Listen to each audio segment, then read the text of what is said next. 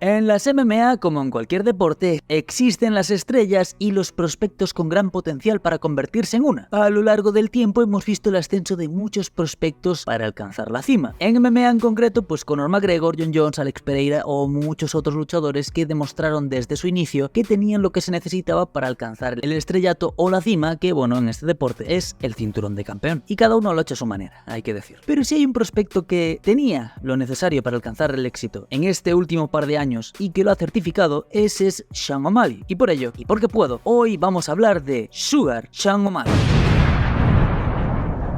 Sean Daniel O'Malley nació en la ciudad de Helena, en el estado de Montana, en Estados Unidos. Es el segundo de 3 hermanos. Es hijo de un ex agente antinarcóticos llamado Dan O'Malley y de una mujer de la que solo podemos ver el rostro porque no ha encontrado su nombre. Como era de esperar, al ser hijo de un agente antinarcóticos, muchas veces el lenguaje abusivo y la presión se hacían presente en casa. Y no lo decimos nosotros, el mismo padre de Sean ha dicho en algunas entrevistas, recordando y citando sus palabras: "No fui la mejor pareja, ni el mejor padre. El trabajo era estresante y ellos pagaban el precio". A pesar de eso, Sean recuerda su infancia con más buenos que malos momentos, destacando que desde muy pequeño siempre estuvo involucrado en los deportes porque él y sus otros 2 hermanos siempre estaban haciendo alguno, de conjunto en su mayoría. Béisbol, fútbol, el de verdad, el que todos conocemos, no el fútbol americano. Esto lo hacían porque estos muchachos tenían mucha energía y solo con el deporte podían drenarla. Nuestro colorido protagonista creció hasta volverse un jovencito y siguió activo con los deportes, pero cuando llegó a la escuela, se dio cuenta de que el estudio no era lo suyo. No entiendo nada. El problema es que para poder hacer deportes de equipo en la escuela debía tener buenas notas, y como las notas de este chaval eran más bajas que el coeficiente intelectual de un político promedio, decidió entonces que se dejaría de hacer deportes de equipo y que empezaría a hacer deportes individuales, específicamente boxeo. Y aquí llega la ironía, porque O'Malley, cuando tenía 12-13 años, estaba viendo UFC con su padre, aunque a veces dice que era la WEC, y vio luchadores de MMA hacer lo suyo, y lo encontró repugnante, pues no entendía cómo podían golpearse en el suelo ¡como animales! ¿Os recuerda esto a un actor conocido que hemos ya pasado por el canal? I will find you, and I will kill you. La respuesta de su padre depende de la versión. En algunos casos, Sean ha dicho que la respuesta de su padre fue: "Cierra la boca, marica, así funciona una pelea de verdad". Otras veces es: "No seas marica, ellos pelean, tú no". Y otras veces ha sido: "Tú nunca has peleado, cierra la boca, marica". Esta disparidad de respuestas se debe a que nuestro protagonista dice que no siempre recuerda bien las cosas. Los hechos concretos sí, pero no siempre las palabras. Digamos que tiene el síndrome de Steven Seagal de cambiar un poco su pasado. ¡Qué puto! Disparidad de respuestas aparte, un Sean O'Malley de 14-15 años empieza a entrenar boxeo, y aquí hay algo curioso, veréis. De acuerdo a nuestro protagonista, el primer día hizo una suerte de sparring ligero para probar sus habilidades naturales. Y este dice que si bien su compañero no tenía permitido ir al 100%, pues era una suerte de prueba, él pudo esquivar sus golpes y hacer desplazamientos de forma natural, algo que su entrenador notó, diciéndole que "hey, tienes potencial, chaval". Con el tiempo y con las notas cada vez peor, el deporte se volvía su único refugio. A los 16 años, un amigo lo lleva a un gimnasio de kickboxing, gimnasio donde llega con una buena base de boxeo y donde lo único que había que mejorar era su pateo. En este gimnasio trabajó mucho su flexibilidad, potencia de pateo y juego de piernas. Aparte, al igual que había hecho en boxeo, tuvo algunos combates amateurs en los cuales destacó bastante bien. De acuerdo a las palabras de O'Malley, la razón por la que fue a entrenar kickboxing era porque quería ser visto como luchador más completo, porque cualquiera lanza golpes, y con esa estampa de luchador completo impresionar a las chicas, algo en lo que su entrenamiento lo ayudó porque le dio más confianza. Arte de marciales 1, gurús de seducción 0.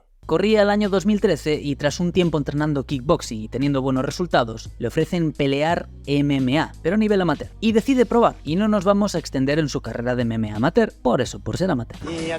Pero sí diremos que tuvo unos buenos resultados, un 7-2, teniendo sus derrotas en amateur contra 2 grapplers. Uno lo sometió por armbar y el otro le tomó la espalda y lo sometió. Normal, bueno, teniendo en cuenta de que él realmente no era un luchador completo, era un kickboxer. Bastante bueno fue su récord amateur, en mi opinión. En el año 2015 decide dar el paso profesional, pero como todos los luchadores, o al menos la gran mayoría, le tocaría empezar en las trincheras, en promociones locales. Su andar por el MMA profesional comienza en una promotora llamada Intense Cage Fighting, donde debutó el 6 de marzo del 2015 frente a Josh Reyes, a quien en poco más de 1 minuto 30 segundos del primer asalto derrota por KO técnico. En julio de ese mismo año se enfrenta a Shane Sargent en la misma promotora. O'Malley empieza a demostrar su enorme poder de pegada, pues pasados los 2 minutos del primer asalto, y según la información encontrada, pulveriza las neuronas de su rival con un KO. KO que pudiera ser sorprendente en el momento, pero que en realidad no lo es, porque ahora sabemos que Sargent se ganaba la vida yendo a ser golpeado por luchadores más talentosos. Es uno de estos luchadores que vive para inflar el récord de los demás.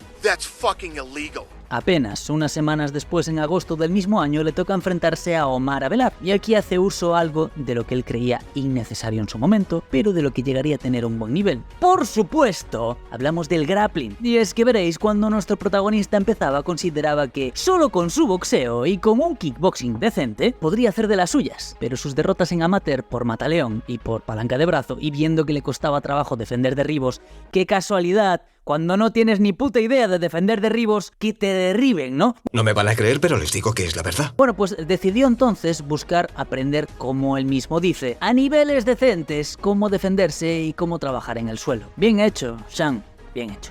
Y gracias a esto pudo derrotar a su rival con un mataleón. Vuelve a la acción en noviembre del 2015 para enfrentarse a Mark Coates, quien tiene el honor de ser el primero en llevar a Sugar al límite de una pelea a nivel profesional, pues se van a las tarjetas y nuestro protagonista, que había logrado hacer más daño, se lleva una decisión unánime. Tras esta pelea y tras un año fuera de acción, y aquí una vez más se hace presente el síndrome de Steven Seagal,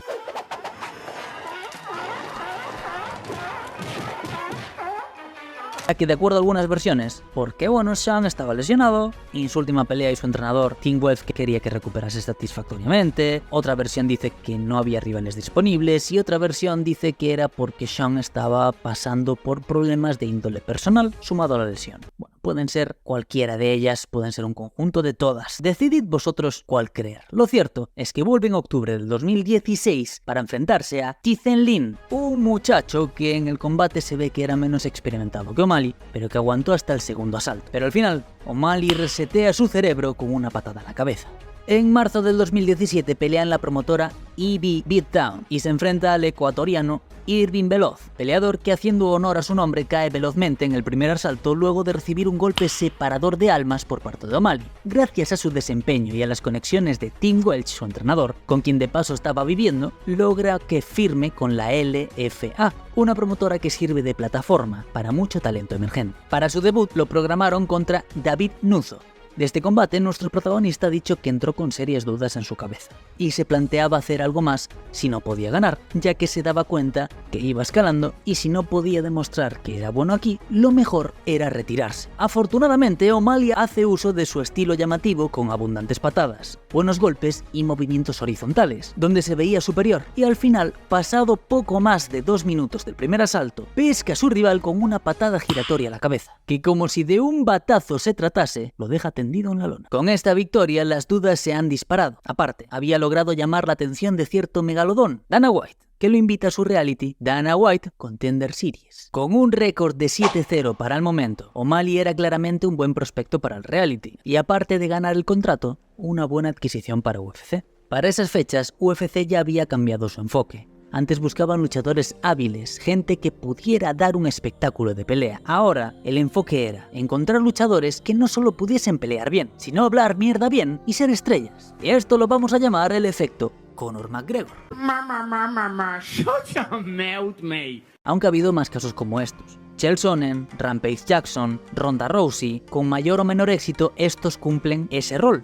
Pero evidentemente la representación máxima de esto es Conor McGregor. Y Dana necesitaba otro, o al menos uno parecido. El 18 de julio del 2017, en el Contender Series, le toca enfrentarse a Alfred Kashakian. Y desde un inicio ambos luchadores salieron a ganarse ese deseado contrato con UFC. En un inicio O'Malley parecía tener ventaja, llegando a encajar incluso una rodilla voladora en retirada, pero en determinado punto Kashakian volteó las cosas, al menos por un par de minutos. Al final, nuestro protagonista empezó a encajar golpes precisos y potentes que fueron minando al rival, hasta que pasados poco más del minuto 4 del combate, O'Malley propina un golpe devastador que manda a Kashakian a observación médica. Como dato curioso, Uriah Faber y Snoop Dogg eran los encargados de la narración del combate. Con esta victoria obtiene su contrato con UFC, llama la atención del público y empieza a hacerse con una base de seguidores más amplia. Ahora era el momento de probar que podía jugar con niños mayores. Ya sé, ¿cómo ganó el Contender Series? Era obvio que podía. Lo cierto es que son más los que fallan que los que tienen éxito en los realities. El 1 de diciembre del 2017, Sugar Sean O'Malley hace su debut frente a Terrion Ware.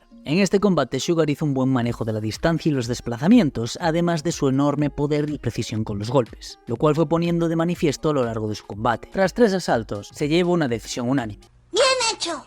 En marzo del 2018 se enfrenta a André Choukan-Tak. Una vez más, esta pelea se va al límite y O'Malley demuestra su estilo consistente cazando al rival y demostrando una visible superioridad en varios momentos del combate. Al final, se lleva una decisión unánime y aparte el premio de pelea de la noche.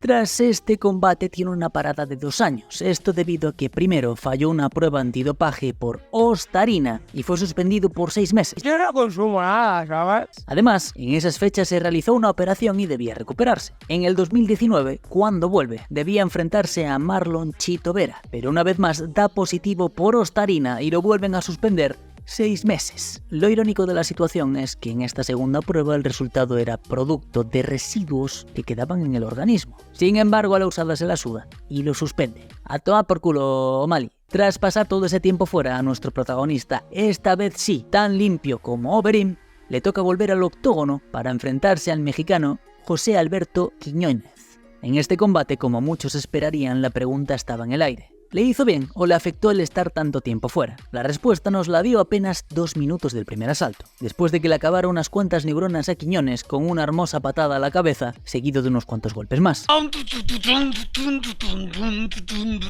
llevándose una victoria por KO técnico, sumado al premio de actuación de la noche.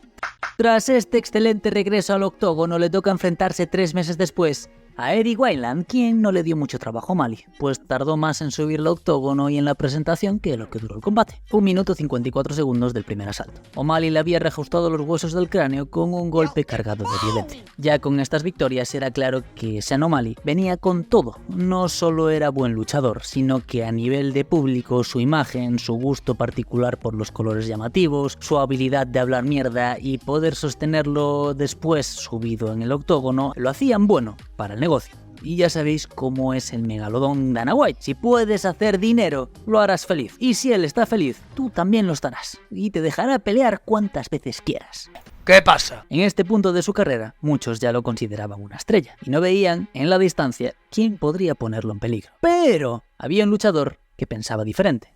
Uno con el que estuvo a punto de pelear, pero no había podido por suspensión. Marlon el Chito Vera. El Chito venía con un récord de 15-6-1 y aparte venía con una derrota frente al chino Son Dayong. O'Malley tenía el récord perfecto como profesional. Pero ya sabéis que en los deportes de contacto, los números suelen irse por el caño y esto es MMA. Cuando llegó el combate, O'Malley se presentó con los colores de la bandera de Ecuador en el pelo, buscando la provocación, pero Chito no cayó en sus juegos. Here we go.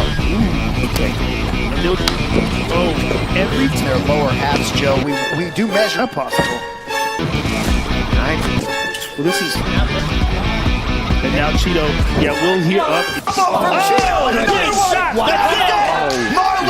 En el combate, Chito da una calf kick a O'Malley que lo afecta tanto que se deja ver que no podía sostenerse. Y es que al parecer, esta patada le durmió la pierna. En un intercambio, O'Malley cae a la lona producto de su molestia en la pierna y Chito procede a realizarle una cirugía destructiva de rostro a fuerza de golpes y codazos que obligan a parar el combate, otorgándole así su primera derrota. Tiempo después, en diversas entrevistas, O'Malley ha dicho que no sabe exactamente qué pasó, pero que la patada parecía haberle tocado un botón donde su pierna simplemente no funcionó más, lo que en cristiano sería «me jodió la pierna». Aparte de decir que le presionaron el botón, este dice que considera que sigue invicto, porque según él, de no ser por ese golpe de suerte, habría vencido a Chito. Perdiste, tío. Ya está. Con esta derrota frente a un luchador que, si bien es bueno, no era lo que podrías llamar un gran nombre para el momento, ojo, ya que Chito ni siquiera estaba en el top 15, O'Malley perdía su invicto y muchos pensaban que aquí moriría su hype. Pero eso es lo hermoso de este deporte, que cualquier cosa puede pasar. Tras esta derrota, era hora de volver a encarrilar el tren, y para ello se programa una pelea con el brasileño Tomás Almeida, al quien O'Malley le propina un golpe fulminante en el tercer asalto, para llevarse la victoria y el premio de actuación de la noche. En julio del 2021 le toca enfrentarse contra un oponente de reemplazo, ya que su rival, Luis Smolka, se retiró de la pelea por lesión.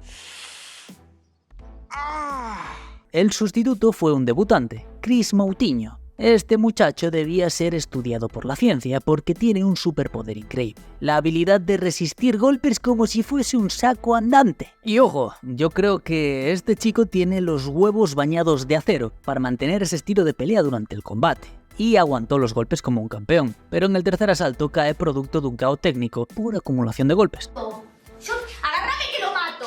¡Agárrame! Esta conveniente pelea aumenta el hype de O'Malley, pues se vio increíblemente superior. Para diciembre del 2021 le toca enfrentarse al brasileño Raulian Paiva, que llegaba con un 21-3 en su récord, pero que era un experto manteniendo la distancia y haciendo solo lo necesario, pues sus victorias en su mayoría eran por decisión. Llegados al combate, ambos salieron a tantear el terreno, pero sin mayores daños, excepto por la vasectomía temporal que O'Malley le dio a Paiva con una patada a los huevos. Tras recuperarse, el combate estuvo movido, hasta que Sugar le dio un golpe cargado de veneno al rival, que lo dejó mal, por lo que O'Malley se lanza al ataque y aunque el brasileño intenta defender, no puede hacer mucho, llevando al árbitro a parar el combate ante el castigo que este estaba recibiendo. El 2 de julio del 2022 le tocaba enfrentar a Pedro Muñoz, y aunque el combate estaba siendo entretenido, en el segundo asalto, un piquete en el ojo accidental por parte de O'Malley deja incapacitado al rival y el combate es declarado no contest. Sé que muchos sufren en su corazón de fanboys de UFC, pero las cosas son como son.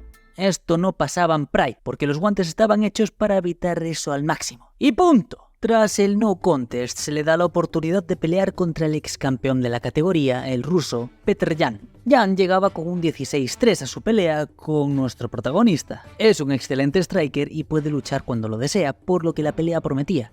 Y lo cierto es que su combate no decepcionó, porque fue una guerra. En el primero, tras medirse un poco, Yan tomó el control, llegando a derribar a O'Malley y haciendo el trabajo del gran Ampao. Para el segundo, un golpe cargado de pólvora revienta en la cara de Petr Yan y es visible que lo había afectado, por lo que O'Malley se lanza a la carga y busca finalizar el combate. Sin embargo, el ruso logra sobrevivir y sigue atacando, llegando incluso a conectar buenos golpes y hasta aplicando un hermoso derribo. En el tercero, ambos salieron por la decisión, pero fue un round cerrado, aunque con buenos momentos para ambos. Lo que parece haber marcado una diferencia en la apreciación de los jueces es que O'Malley conectó un golpe de rodilla que cortó el rostro del ruso. Apreciativamente esto lo hace ver más dañado que su rival. Sin embargo, siguió golpeando y atacando, buscando derribos y ejerciendo control. Incluso faltando 20 segundos para el final, hace otro hermoso derribo y aplica algo de castigo. Cuando las tarjetas llegaron, se declaró a O'Malley como el ganador por decisión dividida. Decisión que fue cuestionada por muchos, ya que consideraban que el último asalto lo había terminado ganando Yan. De hecho, terminó en una posición dominante y, como decíamos, ejerciendo castigo.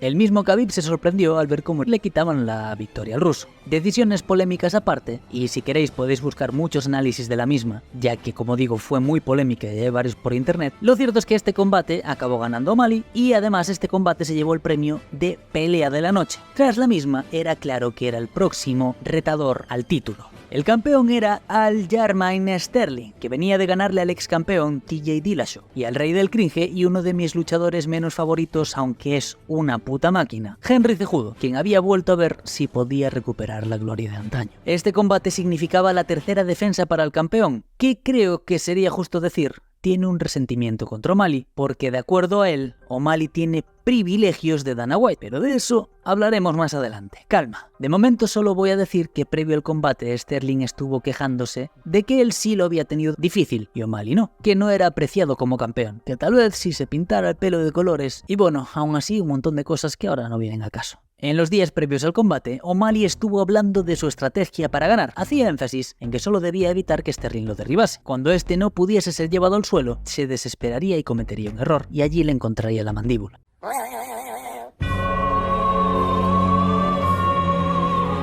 Lo cierto es que yo pensaba que este sería un combate relativamente sencillo para Sterling, os lo digo en serio. Bien, ¿qué fue lo que pasó? Pues exactamente lo que O'Malley dijo. En el segundo asalto del combate, O'Malley trató de dar una patada y se cayó. Al levantarse, Sterling intentó capitalizar un derribo, el cual Sugar defendió exitosamente. Se desplazó y lanzó otra patada. Sterling lanzó un contragolpe hiperextendido, un error, y O'Malley lanzó un golpe directo, cargado de violencia, veneno, dinamita y bien apuntado, que manda al campeón a besar la lona, para seguir recibiendo castigo hasta que el árbitro detiene el combate, obteniendo así el título de campeón de peso gallo de UFC.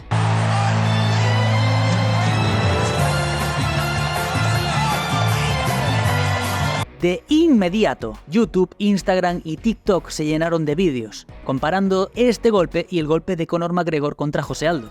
Comparaciones que, si bien son ciertas, para mí también son absurdas, porque, aunque haya parecido, esta en sí misma es una técnica básica de contraataque.